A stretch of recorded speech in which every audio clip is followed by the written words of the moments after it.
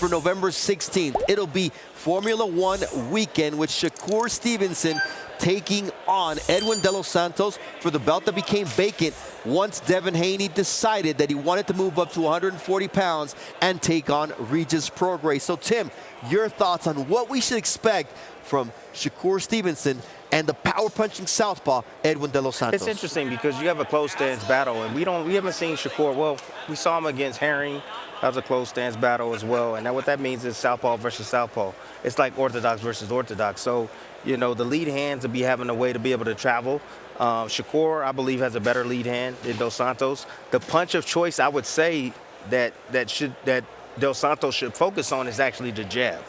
The jab. You have to offset a fighter with like that, like to control distance like Shakur does.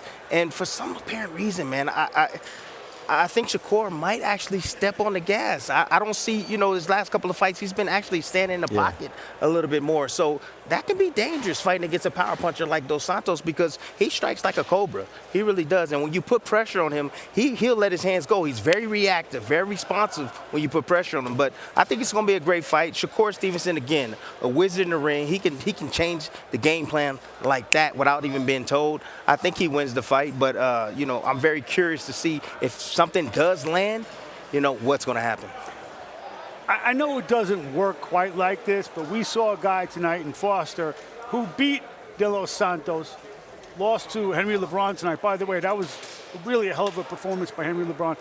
I see nothing but a dominant performance from Shakur Stevenson. Look, I watched him spar the other day. I ain't going to tell you, you know, what went down, but that's a bad man. And you don't solve him unless you're like a genius at that Rubik's Cube, you know, or you're like the Incredible Hulk. Yes. You know what we see is, I see the influence early on in the career of Shakur Stevenson, of Andre Ward, and lately the influence of Terrence Crawford. There's a dog in Shakur Stevenson now that, I mean, not only is he impossible to hit, but he's going to hit you and punish you now. I think that the turning point was the Nakathila Absolutely, fight. I think that, you know, whether he'd admit it or not, he didn't like the criticism. He shouldn't like it. But there was a turn in him, and he started walking guys down. He walks guys down without being reckless. Yeah. And he's a much more exciting fighter because it's like, here I am. I'm so close to you. You still can't touch me. I'm still dominating you. And one thing I did see the other day, and you don't often see it because he doesn't have to use it, man, his jab was nice. Yeah. No doubt about it. I see, you know, piggybacking off what you just said, but I'm going to go a different direction. I see a little bit of Crawford. Crawford, but in a sense to where he's being avoided by the best guys in the division.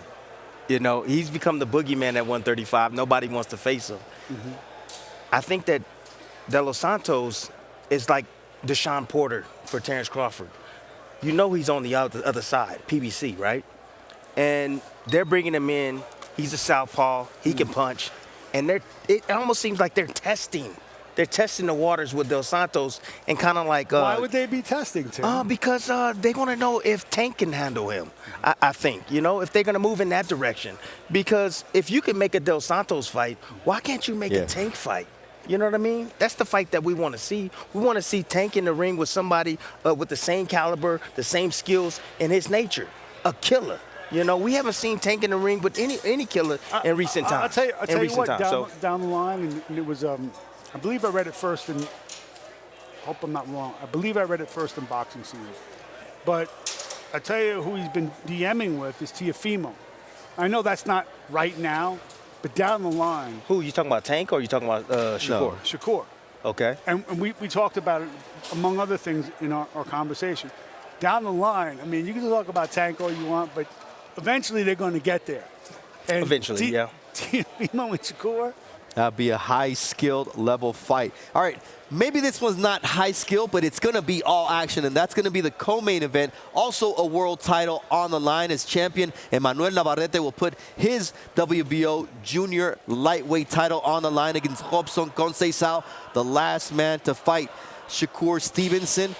So what are your thoughts on the co-main event with Navarrete taking on Conceição? It's hard to go against Navarrete. I mean, look at his last 3 fights that he's had, man. I mean, the dude is vicious, extremely impressive.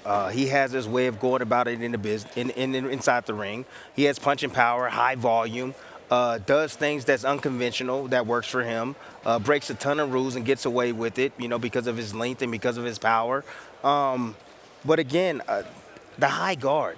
The high guard that Conceição typically uses, you know, you already know. We've seen it with Oscar Valdez. You know what Navarrete does against the high guard. He picks it to pieces. He punches through it, around it, to the body. I think it's going to be the same thing. Over time, he's going to break him down little by little, and I think he's going to stop Conceição, to be honest with you. Tell you why Navarrete's on the card. Oh, yeah, that's why I was going there next. Because what Top Rank would like is Shakur and Navarrete. Yep. You know, if they had their druthers next time out. Here's what I have to say about Navarrete. Yeah, he breaks all the rules. And I thought a lot of those rules, a lot of the rule breaking would catch up to him against such a sound fighter as Oscar Valdez. And just the opposite. He went through Oscar Valdez, and we know how tough and how good Valdez is. So when you talk about Navarrete, it's not just about being unconventional. Really, this is about really great fighters. They don't look like anyone else who came before them. Navarrete is one of those guys.